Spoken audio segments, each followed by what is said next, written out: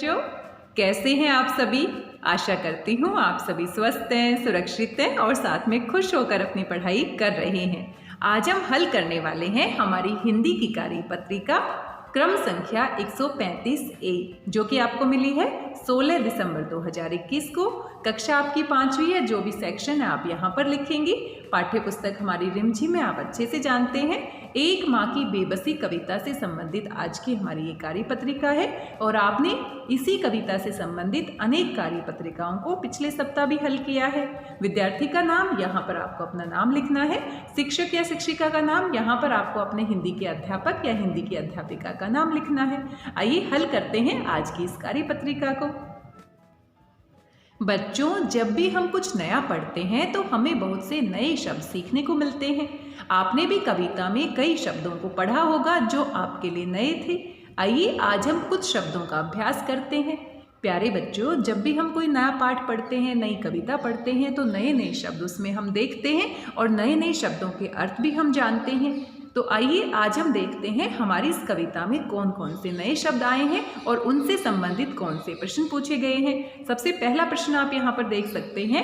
निम्नलिखित वाक्यों में आए गहरे रंग के शब्दों के विलोम शब्दों का प्रयोग करते हुए वाक्यों को पूरा कीजिए। तो विलोम शब्द क्या होते हैं? उल्टे अर्थ वाले शब्द को हम क्या कहते हैं? विलोम शब्द कहते हैं। जैसे कि दिन का विलोम क्या हो जाएगा? रात हो जाएगा। आगे का विलोम क्या हो जाएगा? पीछे हो जाएगा। और विलोम शब्दों के बारे में अनेक कार्यपत्रिकाओं को आप पहले भी हल कर चुके हैं। यहाँ पर कुछ शब्द दिए गए हैं, जैसे कि अभद्र, अग्रज, अनादर, वे और ग्रामीण। अब यहाँ पर आपके पास कुछ वाक्य दिए गए हैं और यहाँ पर आपके पास कुछ और शब्द दिए गए हैं जिनको गहरे काले रंग से लिखा गया है और उनके विलोम शब्द यहाँ से छांटकर आपको इन वाक्यों को पूरा करना है। तो सबसे पहला वाक्य आपको दिया गया है, सभी का आदर करना चाहिए। आदर करना यानी कि सम्मान करना, न कि अनादर। तो आदर सम्मान करना होता है और अनादर करना क्या होता है? अपमान करना। तो यहाँ पर इसका विलोम शब्द क्या हो जाएगा? अनादर। तो यहाँ पर आप क्या लिखेंगे? अनादर। दूसरा वाक्य है, रमन जितना भद्र पुरुष है उसका भाई उतना ही अभद्र है। भद्र क्या होता है? अच्छा व्यक्ति, जिसका व्यवहार अच्छा होता है उसको हम भद्र पुरुष कहते हैं। सज्जन पुरुष भी हम कह सकते हैं। और जो अच्छा व्यवहार नहीं करता, जिसका स्वभाव अच्छा नहीं होता, रमन जितना भद्र पुरुष है उसका भाई उतना ही अभद्र पुरुष है। अभद्र यानी कि जिसका व्यवहार अच्छा नहीं होता और भद्र यानी कि जिसका व्यवहार अच्छा होता है। तो यहाँ पर भद्र का विलोम शब्द क्या हो जाएगा? अभद्र। ग्रंथ मेरा अनुज है और मैं उसका, अनुज क्या होता है? छोटा भाई। और अनुज का विलोम शब्द क्या हो जाएगा? अग्रज। तो यहाँ पर क्या हो जाएगा? बड़ा भाई। तो यहाँ पर क्या लिखेंगे? ग्रंथ मेरा अनुज है और मैं उसका बड़ा भाई यानी कि अग्रज हूँ। तो यहाँ पर क्या है? आपका विलोम शब्द अग्रज आ जाएगा। ग्रंथ मेरा अनुज है और मैं उसका बड़ा भाई यानी कि अग्रज। अग्रज बड़े भाई को कहते हैं और अनुज छोटे भाई को कहते हैं। तो छोटे भाई का विपरीत क्या हो जाएगा? बड़ा भाई। अनुज का विलोम शब्द क्या हो जाएगा? अग्रज। आगे है, आय के हिसाब से ही खालिस्तान करना चाहिए। तो आय क्या होता है? आमदनी। जो पैसे हम कमाते हैं उसको हम क्या कहते हैं? आय कहते हैं। और जो खर्चा करते हैं उसको हम क्या कहते हैं? व्यय करना, खर्चा करना। तो यहाँ पर आय यानी कि आमदनी, पैसे का आना, और व्यय यानी कि पैसे को खर्च करना। तो यहाँ पर आय का विलोम शब्द क्या हो जाएगा? व्यय। तो यहाँ पर आय के हिसाब से ही व्यय करना चाहिए।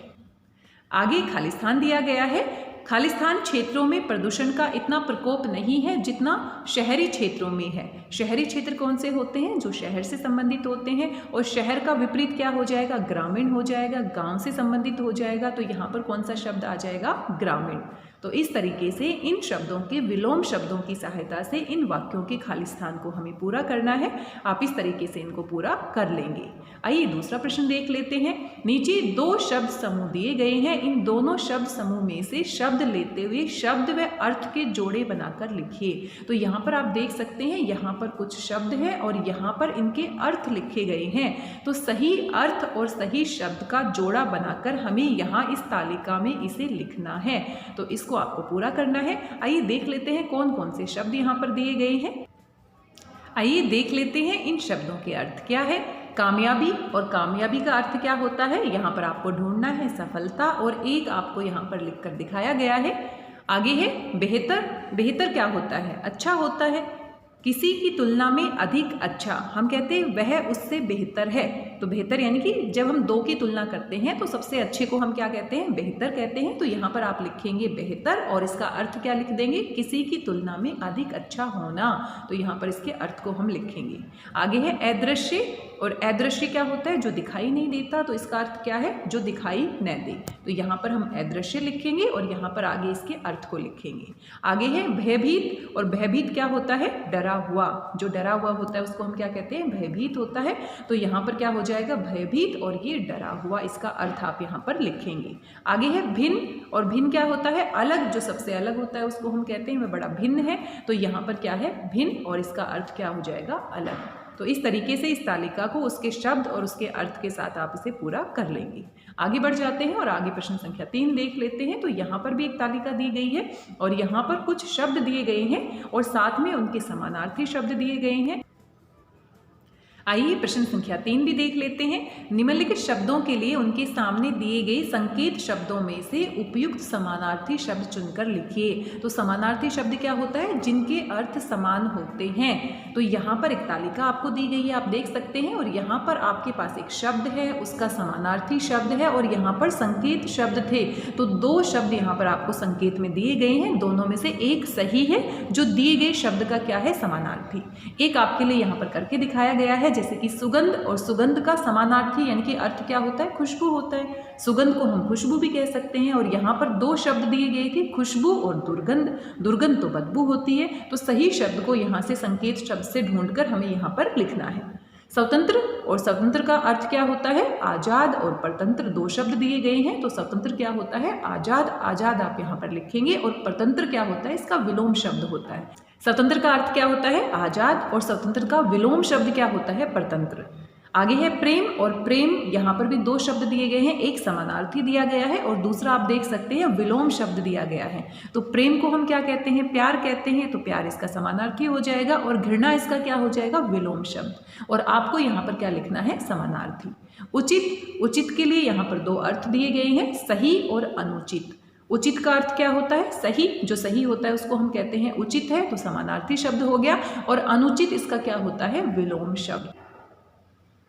आपने देखा संकेत शब्दों में 2 शब्द दिए गए हैं, एक समानार्थी है और दूसरा उसका क्या है? विलोम शब्द है। तो आपको सिर्फ इस तालिका में क्या भरना था? समानार्थी भरना था।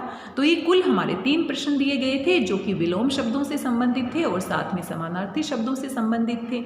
ये आज की हमारी कार्य पत्रिका थी। साथ में आपके माता पिता के लिए भी सुझाव दिए जाते हैं। समाचार पत्र या पत्रिका आदि पढ़ने और नए नए शब्द सीखने के लिए बच्चों को प्रेरित कीजिए। प्यारे बच्चों, जिस तरह से आप नए पाठ को पढ़ते हैं और नए नए शब्द आप वहाँ पर देखते हैं, उनके अर्थ आप जानने की कोशिश करते हैं, वैसे ही अगर आप हिंदी का अखबार पढ़ते हैं, हिंदी की कोई पत्रिका पढ़ते हैं, तो उसमें भी अनेक नए नए शब्द आपको देखने को मिलते हैं और उनके अर्थ आप जान सकते हैं। और जब नए नए शब्दों को हम पढ़ते हैं, उनके अर्थों के बारे में जानते हैं, तो उनका प्रयोग जब हम बोलते हैं तब भी कर सकते हैं।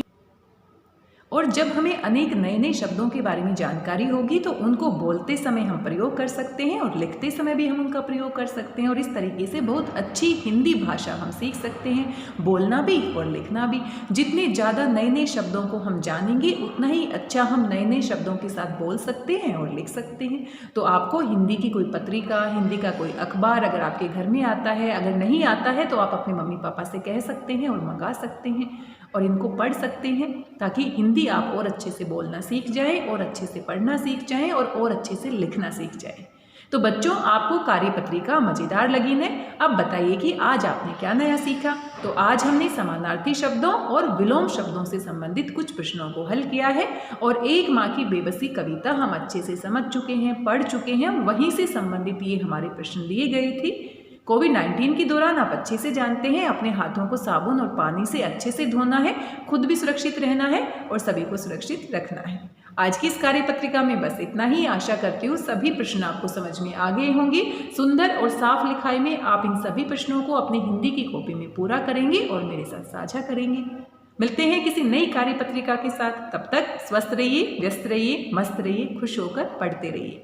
मेरी भाषा हिंदी भाषा परिवार के साथ जुड़ने के लिए आप सभी का धन्यवाद, बहुत बहुत धन्यवाद।